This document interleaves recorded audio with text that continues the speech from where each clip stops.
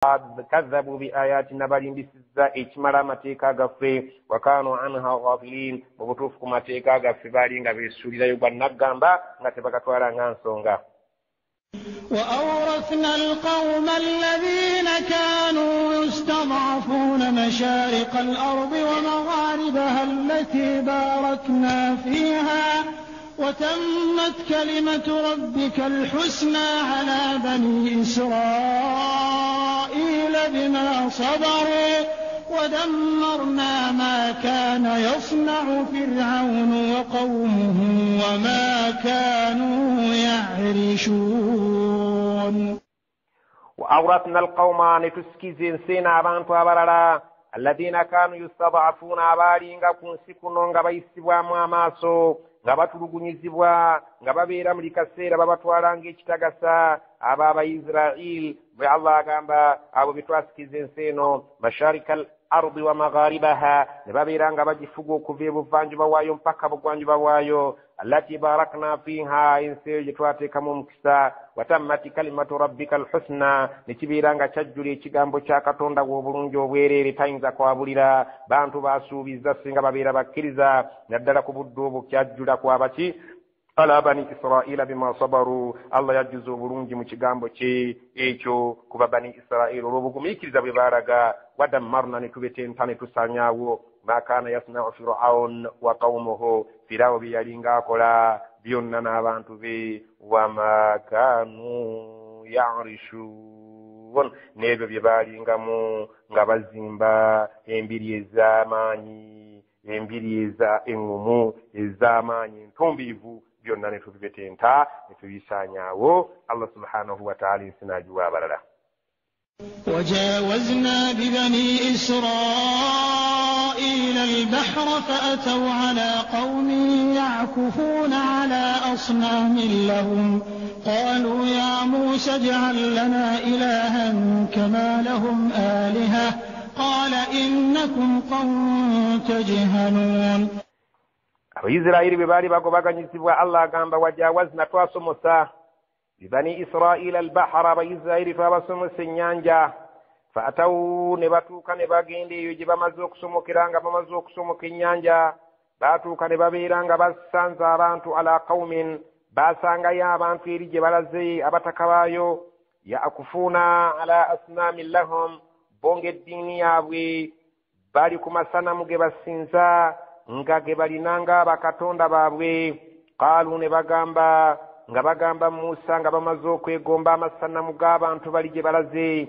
Qaalu ne bagamba ya Musa wange Musa ij'al lana alihan naffe tuteereyo ij'al lana ilahan naffe tuteerewo katonda atugatta kama lahum alihan ng'abataka baakuno bwe tulaba buli nnyumba erimu katonda waayo. Qaala Musa n'abagamba mu butuufu innakum mazima mmwe qawmun tajhalun muli bantu basiru ba kika kya waggulu. inna haulai mutabbarun ma hum fihi wa batilun ma kanu ya'malun. inna haulai mazima bano be mulaba mutabbarun ma hum fihi ebyo byonna bye balimu bigenda kubeera nga bibazikiriza buzikiriza wa batilun era bintu bikyamu si bituufu bye bakola ما كانوا يعملون بملابا بقول سبسانا كويغومبا. قال أغير الله أبغيكم إلها وهو فضلكم على العالمين. قال نابا غامبا غير الله أبغيكم إلها أتري الله بمواغلان باتيري ونغا يمسينزي واوام بمسينزا وهو فضلكم على العالمين غاتي الله يبفورا بينكيزوكو بيتون دي بيون نيبيري ومولين بيغنو. وإذ أنجيناكم من آل فرعون يسومونكم سوء العذاب يقتلون أبناءكم ويستحيون نساءكم وفي ذلكم بلاء من ربكم عظيم. وإذا أنجيناكم مجكري الله سبحانه وتعالى بقام مجكري أنجيناكم بطوابا ونيني مسمتك من آل فرعون أبان تبفرا وابالي ببزنين دبالي yasumunakum su'al adhabi nga babatuusa ku bibonereza ebisinga okubeera ebibi yuqatiluna abna'akum Allah jeye ekyokutta abaana bammwe abalinzi babattanga nga mulaba wayastahyuna nisa'akum ne balekawo abaana bammwe abawala nga beebalamu wa fi dhalikum bala'un min rabbikum 'azim wa munnu mwalimu ekigezo ekinene okuva eri Allah subhanahu wa ta'ala omulezi wa mwoyo omunene eyo yali balaayi nkulu nnyo. وواعدنا موسى 30 ليلة وأتممناها ب10 فتم ميقات ربه 40 ليلة وقال موسى لأخيه هارون اخلفني في قومي وأصلح ولا تتبع سبيل المفسدين. ebyo nga bimaze okukka Musa asomose n'abantu b'ennyanja abanywezezza babiri nga babeera basinza Allah subhanahu wa ta'ala. Musa bamwetaaga okugenda okunona amateeka aganaafuga abantu abo. Allah agamba wa wa'adina Musa 30 laylatan. Allah subhanahu wa ta'ala agamba twaragaana ne Musa ng'agenda kubeera ng'asisinkana naffe okumala ebiro 30 byali mu mwezi ogwa Dhulqa'da gwonna nnaku 3 eza Dhulqa'da wa atmamnaha bi10 netwongerako ennaku endala 10 ez'omwezi ogwa Dhulhijja nga Allah bw'agamba Allah subhanahu wa ta'ala ng'alayira ennaku ezo ez'ebiro 10 wa layalin 10 ebiro 10 ebyo biri mu mwezi gwa Dhulhijja netubyongera ku nnaku 3 nezibeera ennaku 40. fatamma miqatu rabbihi 40 laylatan nebeera ng'endagaano y'okusisinkana Allah subhanahu wa ta'ala Musa agenda gimalamu olusirika lwa biro 40. وقال موسى لأخيه هارون موسى بيالي agenda n'agamba muganda we Haruna okhlufni fi qawmi njagala nkuleke mu kifo kyange wano obeere ng'ondabirira abantu bange bano obeere ng'obateeka ku mulamwa baleka okutagala kubanga balabise nga beegombye n'okusinza ng'abantu b'ekitundu eno gye tusengukidde wa aslih njagala obeere nga olongoosa buli ekikyamye kubo wala tattabi'u tugoberera sabila al-mufsidin kubuli abononyi olaba bonona obetegula. ولما جاء موسى لميقاتنا وكلمه ربه قال رب أرني أنظر إليك قال لن تراني ولكن انظر إلى الجبل فإن استقر مكانه فسوف تراني فلما تجلى ربه للجبل جعله دكا وخر موسى صعقا فلما أفاق قال سبحانك تبت إليك وأنا أول المؤمنين. ولما جاء موسى لميقاتنا موسى وامروا كجانغ دغانو يفتبو يلي يوكبيران تايوغرا نفي وكلمه ربه كتوندا ويوغرنا يي جنبي يكي يوغرنا الله سبحانه وتعالى وكتيوني وكتيوا الله سبحانه وتعالى ngabawuliziganya قال ناغام ربي كتوندا وانge توغراني زبانغا دين نكما كميانا أرني لا ينكسب نيامبي أرني أنظر إليك أنكسب نيامبي نكتنولكو مواكتوندا بونكويتيغيريزي نانغي مفيرين بيرين أنفنا كتيبوا ndeko kuwulira ng'obuwulize eddoboozi. Ala namugamba lan tarani tiksoboka tosobola kundabanga gwe omuntu mu butonde bwo walakin naye kale tunula nzuru ila aljabali tunulira olusozi olwo olujjudde agayinja ag'amaanyi onjaze enjereere fa in istaqarra makanahu bw'onoolulabanga lugumye ne lutereera mu kifo kyalwo nga terusaanyeewo fasawfa tarani naawe ojja kutegeera nti olina obusobozi obundaba. falamma tajalla rabbuhu liljabali Allah bw'amala okweyoleka eri olusozi جعله دكا olusozi lwonna ne lusaanawo ne lubetenteka ne lubeera ng'empeke z'omusenyu. وخر موسى صعقا موسى yagwa eri n'azirika n'okuzirika. falamma afaaqa bw'amala okudda engulu ng'entiisa emuweddeko qaala n'agamba subhanaka erinnya lyo litukuzibwa oli wanjawulo nnyo tubtu ilayka neenenyezza gy'oli okuba nti nsabye ekisisaana kusaba nsaba onsonyiwe wa ana awwalul mu'minin nekakasaako nti nze omukkiriza asinga abakkiriza bonna okubeera nti ndi mukkiriza owannamaddala. قال يا موسى إني اصطفيتك على الناس برسالاتي وبكلامي فخذ ما آتيتك وكن من الشاكرين. qala yagamba ya Musa wange gwe Musa ebyo byonna nga biwedde inni stafaituka nkulonze ala nnasi ku bantu bonna birisalaati obeere nga gwogenda okwetikka obubaka bwange obutuuse eri abantu wabikalaami oli wankiso gwe gwe njogedde naawe wekka mbedde nga njogera wakati wange ne wakati wo nga tewaliiwo malayika yenna fakhudh ma ataituka kale kwata byenkuwadde ogende nabyo mu ngeri ey'obwegendereza wakun min ashakirin obeerangako mu beebaza si kintu kyangu kyotuuseeko. وكتبنا له في الألواح من كل شيء موعظة وتفصيلا لكل شيء فخذها بقوة وأمر قومك يأخذوا بأحسنها سأريكم دار الفاسقين. الله قام وكتبنا له في الأرواح توامواندي كرا كمباوز يلي آلنا ekitabo kyaffe kyagenda okubeera ng'alamuza abantu abo min kulli shay'in maw'idha wa tafsilan likulli shay'in buli kintu kyonna ekyali kyetaagisa gamba ng'okubuulirira n'okunnyonnyola kwa buli ngeri yonna.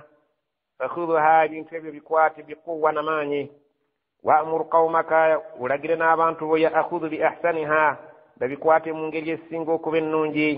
saurikum daara alfasiqin nja kubalaga enkomerero y'ennyumba yaabo abajja okweyisa obubi nga bagaanye okugoberera ekitabo ekyo. سأصرف عن آياتي الذين يتكبرون في الأرض بغير الحق وإن يروا كل آية لا يؤمنوا بها وإن يروا سبيل الرشد لا يتخذ سبيلا وإن يروا سبيل الغي يتخذوه سبيلا ذلك بأنهم كذبوا بآياتنا وكانوا عنها غافلين. سأصرف نجاكوغلا عن آياتكم أتيكاغا الذين يتكبرون في الأرض بغير الحق abantu abeekulunta tazamuno mu nsi naye nga mbutuufu tewali nsonga ntuufu nga tebali ku mazima. wa iyaraw kulla ayatin la yu'minu biha ne bwe babeera nga balabye buli kyamagero kyonna n'akabonero konna akabalaga obukulu bwa Allah era tebayinza kkakkiriza. wa iyaraw sabila rushdi la yattakhidhuhu sabila bwe balaba ekkuba ettuufu eriyinza okubaduŋŋamya okubateeka eri Allah tebayinza kulifuula na kulikwata ne balifuula kkubo. wa iyaraw sabila alghayyi ne bwe balaba ekkubo ery'obusamize ekyamu ddala yattakhidhuhu sabila balikwata n'abaana n'abazzukulu ne balifuula ekkubo ery'okuyitamu okubeera nga bawangaala ku nsi kuno.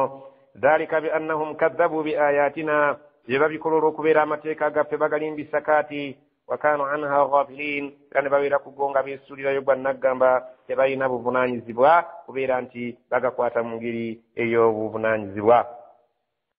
والذين كذبوا بآياتنا ولقاء الآخرة حبطت أعمالهم هل يجزون إلا ما كانوا يعملون.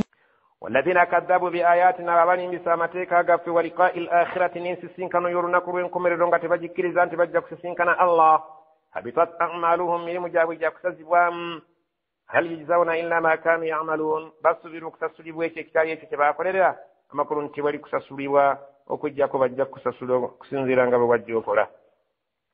واتخذ قوم موسى من بعده من حليهم عجلا جسدا له خوار ألم يروا أنه لا يكلمهم ولا يهديهم سبيلا اتخذوه وكانوا ظالمين. واتخذ قوم موسى من بعده من حليهم عجلا جسدا له خوار.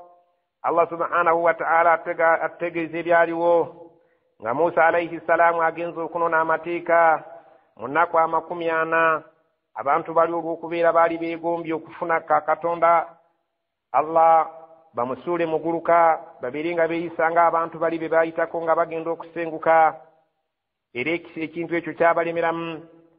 Ekiseera kyatuuka Allah atugamba nti wattakhadha qawmu Musa abantu ba Musa baateekawo min ba'dihi oluvannyuma lwa Musa ng'amaze okugenda okubeera ng'asisinkana Allah mu biro biri byagambye 40 min huliyihim mu byambalo byabwe ebikomo kubanga abakyala bali abakyala b'Abayisirayiri bwe baali badduka nga basomoka ennyanja baali balina ebintu bye byeyazise nga byali byakwinaanika ng'ebikomo, necklaces n'ebintu eby'enjawulo, obukomo n'embira, biki byonna. Ebintu ebyo nga bya bbeeyi bya goldi baali babyeyazise ku lunaku olukulu olwa Idi. Mujjukire nti lwaliko okuseramuka kw'abantu bano olw'okubeera nti baali baavu bo, baali beeyazise ku bantu bali abaffiraawo ebintu byabwe. Naye bwe badduka nabyo, bwe bamala okudduka nabyo nga basomose nabyo ennyanja, omusajja ayitibwa Samiri n'abamatiza n'abagamba nti ebintu bino temusaanye kubeera nti mubeera nabyo mu bikuŋŋaanyi mu bintu tubyoke, kubanga ebintu bino si maali ntuufu gye tusaana okubeera nitubeera nayo, byali bintu by'abantu bali nga mubyeyazise. Bwe babikuŋŋaanya ne babyokya ne bisaanuuka, Samiri n'abeera ng'atabulamu ettaka. Ero lyalonda awo awaali ekigere we yalaba malayika we yali alinnye, n'abeera ng'atabulatabulamu ebintu ebyo olw'obuyivu bwe yalina n'okumanya. N'abeera ng'akola ijilan, akate ng'akajjamu ebyo ebyambalo, ebikomo bye yasaanuusa. Jasadan ke yakola nga ka mubiri, lahu khuwaaru, Mungu n'amuleetera ekigoze ne kavaamu eddoboozi. Akataako bwe kaavaamu eddoboozi ne kakanikwa okubeera nga kaŋoŋa. Allah subhanahu wa ta'ala agamba abantu abo bakasinza, naye Allah n'abanenya ng'abagamba alam yarawu, tebasobola kulaba abantu abo annahu, nti mazima akayana ako la yukallimuhum, tekasobola kwogera nabo, wala yahdihim sabila, tekasobola kubalungamya kkubo ttuufu. Ittakhadhuhu, bakasazeewo kafuula Katonda, wa kanu zalimin, mu butuufu baali bali az'amaanyi abakkiriza ensonga eyo. ولما سقط في أيديهم ورأوا أنهم قد ضلوا قالوا لئن لم يرحمنا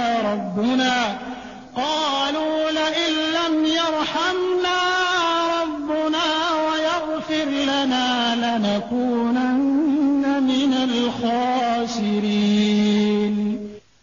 ولما سقط في أيديهم, ببامروا كبيرا نتي مikono gyabwe bagitadde ku mimwa gyabwe.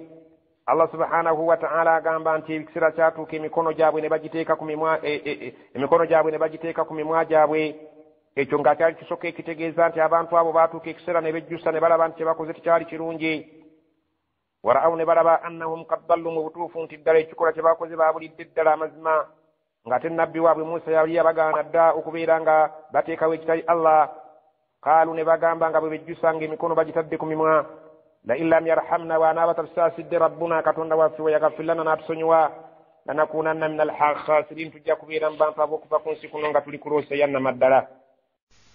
ولما رجع موسى إلى قومه غضبان أسفا قال بئس ما خلفتموني من بعدي أعجلتم ربكم وألقى الألواح وأخذ برأس أخيه يجره إليه قال ابن أم إن القوم استضعفوني وكادوا يقتلونني فلا تشمت بي الأعداء ولا تجعلني مع القوم الظالمين.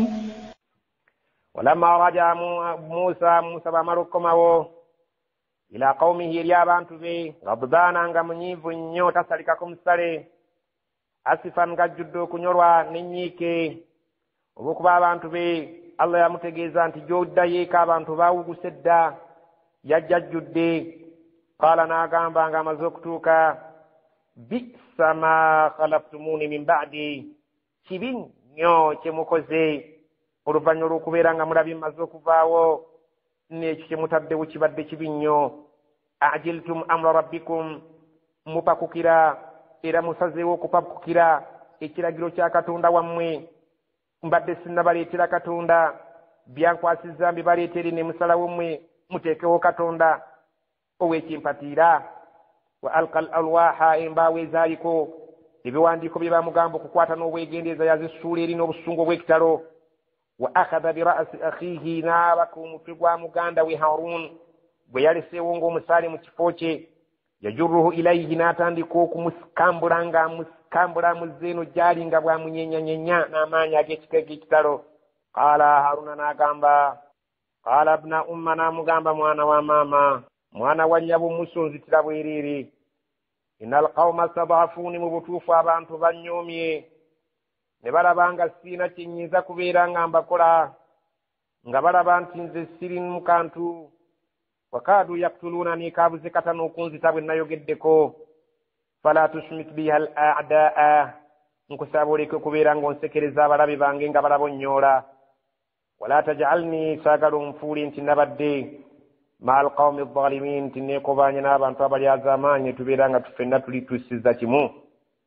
قال رب اغفر لي ولأخي وأدخلنا في رحمتك وأنت أرحم الراحمين. قال ناغamba Musa rabbi katonda wange اغفر لي nkusaba nsonyiwe wali akhi ne muganda wange ono nga bwe yeenenyezza nange nneenenya gy'oli nga tuli wamu naye wadkhilna fi rahmatika otuyingiza wali okusaasira kwo wa anta arhamu rrahimin yegwe musaasiza asinga abasaasira bonna. إن الذين اتخذوا العجل سينالهم غضب من ربهم وذلة في الحياة الدنيا وكذلك نجزي المفترين.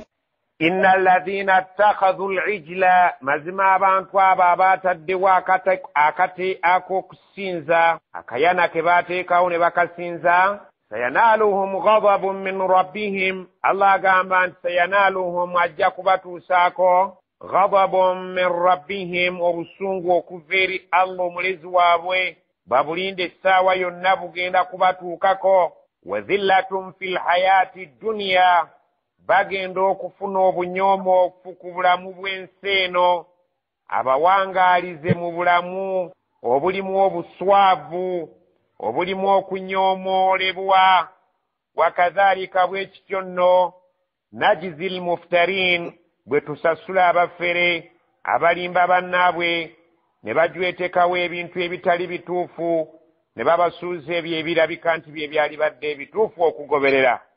والذين عملوا السيئات ثم تابوا من بعدها وآمنوا إن ربك من بعدها لغفور رحيم. والذين عملوا السيئات نيابا تبنا باكولي بيبي ثم oluvannyuma lw'okukola ebibi ne bategeera nti kye bakoze si kirungi era Allah subhanahu wa ta'ala takyagala oluvannyuma lw'okukitegeera taabu min ba'diha ne beenenya oluvannyuma lw'ekibi ekyo kye baba bakoze wa amanu ne bakkiriza ne batereera ku mateeka ga Allah oluvannyuma lw'okwenenya inna rabbaka min ba'diha mazima omulezi wo Allah oluvannyuma lw'ebibi ebyo ebyenenyezebwa ghafurun musonyi rahimun ate musaasizi nnyo. Omuntu yenna Allah atuwa essuubi nti omuntu yenna aba akoze ebibi n'ategeera nti byenkoze bibi n'abyenenya n'akkiriza Allah era n'agoberera ebyo Allah by'ayagala alisanga nga Allah yamuteeka awali okusonyiwa kwe era nga yagenda kumuteeka awali okusaasira kwe.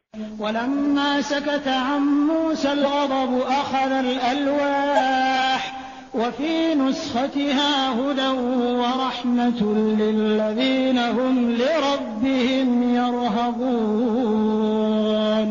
ولما سكت عن موسى الغضب obusungu bwe bumala okwamuka ku nabbi Musa alayhi salam nadda mu mbeera ye y'omuntu akhadha al-alwaha yakwata embaawo ze yali yasuula ku ttaka w'obusungu n'aziyoolayolawo n'atandika okubeera ng'azikuŋŋaanya oluvannyuma lw'okubeera nti yazikubawo mu busungu ezimu ne zaatika ate nga zaaliko amateeka ge yali atwalira babani Israel naye ezo ezaasobola okufikkawo zaasigaza ebiwandiiko Allah byatugamba nti wa fi nuskhatiha zaaliko ebiwandiiko ezo ezaali zisigaddewo nga tezoonoonese ebyali bimala hudan okuluŋŋamya ababani Israel wa rahmatun n'okubateeka awali okusaasira kwa Allah lilladhina hum lirabbihim yarhabun eri abo abaali balina okutya eri mulezi waabwe Allah subhanahu wa ta'ala. Ababani Israel abaalina okutya eri omulezi waabwe Allah subhanahu wa ta'ala ebiwandiiko ebyali bisigadde ku mbaawo ezo ezitaayonooneka Musa ze yayoolayoola n'abeera ng'azitwala eri babani Israel kwaliko bwine yali asigaddeko ng'abamala okubateeka awali obuluŋŋamu obujja okubatuusa awali okusaasira kwa Allah subhanahu wa ta'ala. واختار موسى قومه 70 رجلا لميقاتنا فلما أخذتهم الرجفة قال رب لو شئت أهلكتهم من قبل وإياي أتهلكنا بما فعل السفهاء منا إن هي إلا فتنتك تضل بها من تشاء وتهدي من تشاء